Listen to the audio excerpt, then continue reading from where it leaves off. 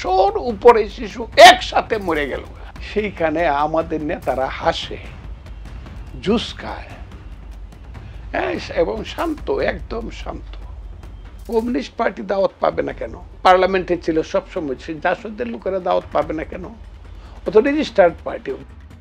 এখানে মহাসচিব বা আমাদের স্থায়ী কমিটির সদস্যরা কেন যান? তারা ওনারা বোধহয় বুঝতেছেন না যে জনপ্রিয়তা কিন্তু একজনের পকেট থেকে হাঁটতে হাঁটতে রাজনীতিতে আর একজনের পকেটে চলে যায়। আমি জামাতকে বলবো, তাদের মধ্যে ব্রিলিয়েন্ট লোক আছে, মেধাবী ছেলে পেলে আছে, ইসলামিক ছাত্র শিবিরের মতো একটা দল, ছাত্র সংগঠন আছে। আসো না পলিটিক্স করি। বাংলাদেশ তো কিয়ামতের লক্ষণ হয়ে গেছে যে এইখানে একটা জাতীয় অনুষ্ঠানে বসে এইখানে প্রধান উপদেষ্টার মতো একজন জ্ঞানী গুণী মানুষ, নোবেল লরিয়েট, উনি হাসতেছে, নর্মালি হাসাহাসি। অন্য যারা ছিল দুই একজনের মুখ আমি খুব ভার দেখছি, বিশেষ করে আমাদের যে দলের মহাসচিব, তারা যে কেন যান, আল্লাহ এদের কেন, তাদেরকে কি, এদের কি চিন্তায় পাঠাইছে, আমি আজকে বলতেই হবে। তারা যখন যান, মহাসচিব সহ তারা, আর গিয়া শিশু বাচ্চাদেরকে যখন ডাকে, এই এনসিপি শিশু বাচ্চারা যখন সমানে সমানে তাদের সঙ্গে বসে থাকে, তখন আমার করতে ইচ্ছা করে, এরা কারা? এদের সাথে আমাদের নেতা, আমরা যাদেরকে নেতা মানি, তারা গিয়া বরং তারা আরো উপরের দিকে বসে থাকে, তাদের গুরুত্ব আরো অনেক বেশি। এখানে মহাসচিব বা আমাদের স্থায়ী কমিটির সদস্যরা কেন যান? তারা ওনারা বোধহয় বুঝতেছেন না যে জনপ্রিয়তা কিন্তু একজনের পকেট থেকে হাঁটতে হাঁটতে রাজনীতিতে আর একজনের পকেটে চলে যায়। চিরদিন জনপ্রিয়তা কারো সমান যায় না। জনপ্রিয়তা, আমি একজন নেতার শিষ্য ছিলাম, সিরাজুল আলম খান, উনি সব সময় বলতেন রাজনৈতিক জনপ্রিয়তা এক নেতার পকেট থেকে, এক দলের পকেট থেকে হাঁটতে হাঁটতে কিন্তু অন্য পকেটে চলে যায়। তারা যদি এইভাবে এই ধরনের মিটিংগুলোতে যাইতে থাকেন, মানুষের মনে প্রশ্ন উঠবে, আমাদের কর্মীরা, বিএনপির কর্মীরা কিন্তু অসম্মানিত হবে এবং তাদের মনে কষ্ট হইতে পারে। বোধহয় এমনও হইতে পারে যে আমি কিছুই বুঝি না, আমি একজন উম্মি মানুষ, রাজনীতিও বুঝি না, যে এই কালকে পরশু নোয়াখালীতে স্লোগান দিয়ে এইসব ছেলেপেলেরা স্লোগান, তারেক রহমান সাহেবের নামে যে বিশ্রী কুশ্রী স্লোগান দিছে, আমাদের দলের নামে, নেতা নেত্রীর নামে, শহীদ জিয়া নামে দেখলাম কাগজ মুখে পাঠতে, তার ছবি পাঠতেছে, তারেক রহমান সাহেবের ছবি পাঠতেছে। আবার কালকেই গিয়ে দেখলাম তাদের সাথে বসে বসে তারা হাসা হাসা কথা কইতেছে। এবং দল হইল চারটা, কে? 1 বিএনপি, 2 জামাত, 3 ইসলামী আন্দোলন, 4 এনসিপি। আমি উল্টা করে বলি, 1 এনসিপি, 2 জামাত, 3 ইসলামী আন্দোলন, 4 হইল বিএনপি। না ডাকলে নাই হয়, ডাকলাম বা কেন, আসলোই বা কেন, না আসলেই ভালো হইতো, এরকম একটা ভাব। সেই 4টা দলে ডাকতো। এখানে তো আমি জানি 42টা দল তো রেজিস্টার্ড দলই আছে। এখন পর্যন্ত তো এনসিপি রেজিস্টার্ড হয় না। এটা কি করে তারা কম্পেয়ার করলো, বা তারা কিভাবে চিন্তা করলো যে এনসিপি একটা বড় দল, যে দল একটা থানা কমিটি করতে গেলে মানুষ পায় না। ময়মনসিংহের মতো একটা ডিভিশনাল হেডকোয়ার্টারে 12 জন মানুষ সামনে বসে আসছিল তাদের জনসভায়। সেই দলটাকে যদি ডাকা হয়, তাহলে কমিউনিস্ট পার্টি যারা 1979 সন থেকে পার্লামেন্টে সিট ছিল, 86 সনে ছিল, 91 ছিল, 96 ছিল, তাহলে কমিউনিস্ট পার্টি দাওয়াত পাবে না কেন? 2001-এও ছিল।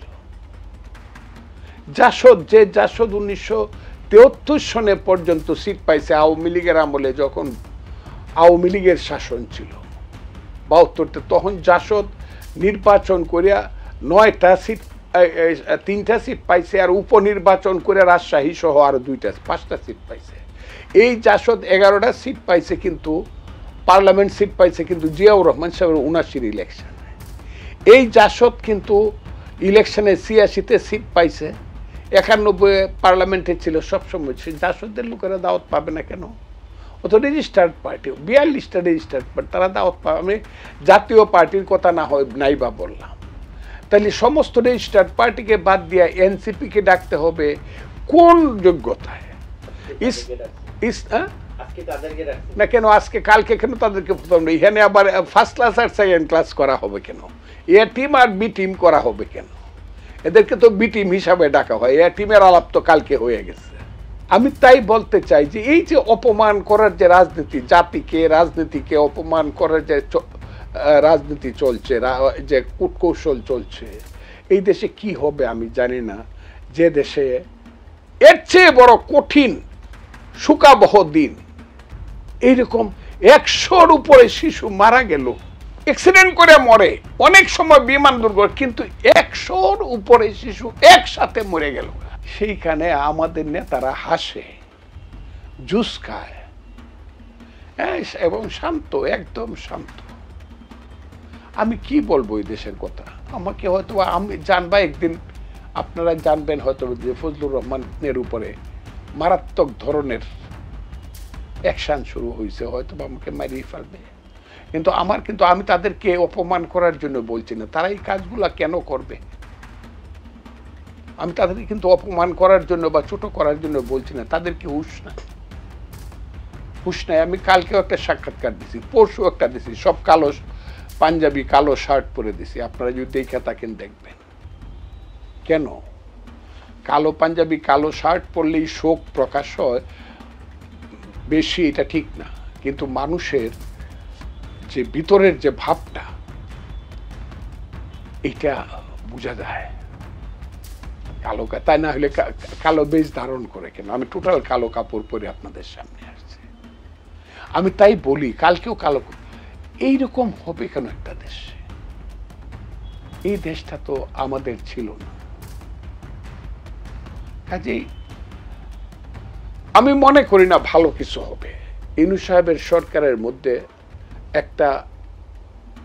একটা চক্রান্তমূলক মনোভাব, যেটা জাতীয় এবং আন্তর্জাতিক চক্রান্তের সঙ্গে যুক্ত, এবং তাদের সাথে প্ল্যান প্রোগ্রাম করে, দীর্ঘদিনের প্ল্যান প্রোগ্রাম, যেটাকে উনি বলছে মিটিকুলাস, মিটিকুলাস কি বলছে উনি নিজে বলে ফেলছে, সত্য কোনোদিন চাপা থাকে না, পাপ কোনোদিন গোপন থাকে না। যাদের সঙ্গে উনি চুক্তি করে হোক, যাদের সঙ্গে বুঝাবুঝ করে হোক, যাদেরকে কথা দিয়ে হোক, যাদের বেড়াজালে আবদ্ধ হয়ে হোক উনি ক্ষমতায় নিয়েছেন। আগে বলতো আমাকে ফ্রান্সে ফোন করছে ছেলেরা, আমি হইতে চাই নাই। এখন শোনা যায় উনি দীর্ঘদিন যাবৎ এরাই বলে, এই সজীব এরাই বলে উনি তো আমাদের সাথে যুক্ত হয়েছিলেন। কাজেই এই জিনিসগুলো কেন বাংলাদেশে হচ্ছে এবং হবে, যে কারণে আজকে বিশ্রী স্লোগান পথে পথে, রাজপথে। আমি ছাত্র ছিলাম, ছাত্র নেতা ছিলাম, সবচেয়ে বড় কথা হলো আমি মুক্তিযোদ্ধা ছিলাম। আমি তো পাকিস্তানের বিরুদ্ধে স্লোগান দেওয়া শুরু করছি 1962 সনে, যখন আমি ক্লাস 9-এ পড়ি। আমি আইয়ুব মোনামের বিরুদ্ধে স্লোগান দেওয়া শুরু করছি শিক্ষা আন্দোলনে 64 সনে, যখন আমি ফার্স্ট ইয়ারে গুরুদয়াল কলেজে পড়ি। আমি 6 দফা 66 সনে স্লোগান দেওয়া শুরু করছি, 69 সনে গণ অভ্যুত্থানের স্লোগানের নেতা ছিলাম, নেতা। একটা জেলার 11 দফা আন্দোলনের কনভেনার কিশোরগঞ্জে। আমি 70-71 সারা কিশোরগঞ্জ সহ ঢাকা বিশ্ববিদ্যালয়ের পঞ্চপাণ্ডবের আমি ছিলাম একজন। কোনদিন তো একটা স্লোগান, তোমার আমার ঠিকানা, কত সুন্দর স্লোগান, পদ্মা মেঘনা, আইয়ুব মোনায়েম ভাই ভাই, সবচেয়ে কঠিন স্লোগান, এক রশিতে ফাঁসি চাই, তাও খুব বেশি দেই নেই। যখন গুলি করে মারছে, রাগ যখন শরীরে আসছে, 2 দিনে স্লোগানটা দিছে। কিন্তু এই যে বিশ্রী কুৎসি স্লোগান, এখন ঢাকা বিশ্ববিদ্যালয় সহ ইঞ্জিনিয়ারিং ইউনিভার্সিটি, যাকে আমরা বুয়েট বলি, যেখানে আমাদের সন্তানেরা ডাবল স্টার না পাইলে ওখানে ভর্তি হতে পারে না। আমরা স্বপ্ন দেখি এই ছেলেরা হবে বিশ্ববিখ্যাত ছেলে, এরা কম্পিটিশন করবে বিশ্বের সঙ্গে। সেই ছেলেদের মুখে যখন স্লোগান শুনি 1 2 3 4 তারেক রহমান অমুক, সেই ছেলেদের মুখে যখন স্লোগান শুনি আমার ভাইয়ের রক্ত লাল, তারেক রহমান কি এর, যখন স্লোগান শুনি গাছের ডালে কাওয়া, তারেক রহমান অমুক, এটা আমার মুখ তো আসে না। আমি কি এইসব ব্রিলিয়েন্ট ছেলেপিলেদের মুখ থেকে, যারা আমাদের ভবিষ্যৎ, তাদের মুখ থেকে এইসব স্লোগান আমরা শুনতে চাই? আমরা তো ছাত্র ছিলাম, ছাত্র নেতা ছিলাম, এমন ছাত্র নেতা ছিলাম, এটা কোনো গল্প টল্পের ব্যাপার না। ফজলুর রহমান যেখান থেকে হাইটে গেছে কলেজে, ওখানে প্যানেল পাস করছে, হাইটে গেলে খালি হাইটা। That was the position of Fazlur Rahman in student politics. আমি যখন বক্তৃতা করতে গেছি, হাজার হাজার ক্যাসেট হয়েছে, একটা বক্তৃতায় 40,000 ক্যাসেট বিক্রি হয়েছে, প্রত্যেকটা ক্যাসেটের দাম ছিল 50 টাকা, তখনকার সময়ের 50, ইন দ্য ইয়ার 1995। এই বক্তৃতাটা ছিল টাঙ্গাইলের একটা থানা আছে গোপালপুরের ফলদায়, সেইখানে এটা 40,000 ক্যাসেট বিক্রি হয়েছিল 50 টাকা করে। আমি প্রথম যে বক্তৃতা করছি কিশোরগঞ্জে এমপি হয়েছি 86 সনে, 1 টাকাও আমার খরচ হয় নাই, আমি শুধু বক্তৃতার টাকা দিয়ে আমি পাস করছি, ক্যাসেটের টাকা দিয়ে। আমি 3.5 লাখ 4 লাখ টাকা পাইছি ক্যাসেট বিক্রি করে, আমার খরচও এর বেশি হয় নাই। কিন্তু আমি তো কোনোদিনই যে কাউকে অহংকার করা, অহংবোধ করা, বাজে গালি দেওয়া ইত্যাদি দেওয়া, আমার সবচেয়ে বড় গালি কি জানেন? আমাকে দোষী করে আমি যত গালি, আমার সবচেয়ে বড় গালি হইল রাজাকার আলবদর। এটা রাজনৈতিক বকা। যখন বলে মুক্তিযুদ্ধ যারা করছিল অস্ত্র হাতে নিয়া, তারা আল্লাহর কাছে মাপ চাও। যখন বলে 47 আর 24 হইল মূল স্বাধীনতা, মূল মুক্তিযুদ্ধ, 71 হইল ভাইয়ে ভাইয়ে গন্ডগোল, দিল্লি চক্রান্ত করে, ইন্ডিয়া চক্রান্ত করে, আমাদের ভাইদের মধ্যে বুঝাবুঝি করে আমাদেরকে ভাগ করছে, তখন আর সহ্য হয় নাই। তখন আমি বুঝতে পারছি এই দেশে বিষধর সাপের হাতে ক্ষমতা চলে গেছে, এখন তারা সুবল দিবে। সেই বিষধর সাপদের বিরুদ্ধে আমি বলছি সাবধান, রাজাকার আলবদরের বাচ্চারা এখনো কিন্তু মুক্তিযোদ্ধা হিসাবে আমরা জীবিত। তারা যদি 71কে স্বীকার করত, এখনো যদি বলে 71-এ তাদের ভুল হয়েছিল কাউন্সিল করিয়া, আমি জামাতকে বলবো তাদের মধ্যে ব্রিলিয়েন্ট লোক আছে, মেধাবী ছেলে পেলে আছে, ইসলামিক ছাত্র শিবিরের মতো একটা দল, ছাত্র সংগঠন আছে, আসো না পলিটিক্স করি।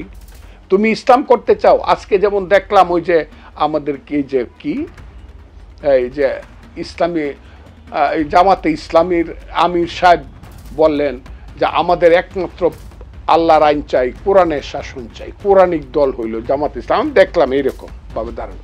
ইয়েস, আপনি কোরআনিক শাসন চান, আমার কোনো আপত্তি নাই, কোরআন আপনার সংবিধান, তাতেও আমার কোনো আপত্তি নাই, কিন্তু আপনাকে ভোট করে আসতে হবে। চক্রান্ত করিয়া, জোর করিয়া, টাকা পয়সা লুণ্ঠন করিয়া আপনি বলছেন আপনি চান্দাবাজ থামায় দিবেন। এখন আগে করছেন ফ্যাসিস্টের বিরুদ্ধে সংগ্রাম, এখন আপনি করতেছেন দুর্নীতিবাজার, চান্দাবাজের বিরুদ্ধে সংগ্রাম করবেন। আপনি আগে নিজেরে ঠিক করেন, নিজেরে ঠিক করেন। আমি বলবো সিলেটে কত চান্দাবাজি করে শিবির,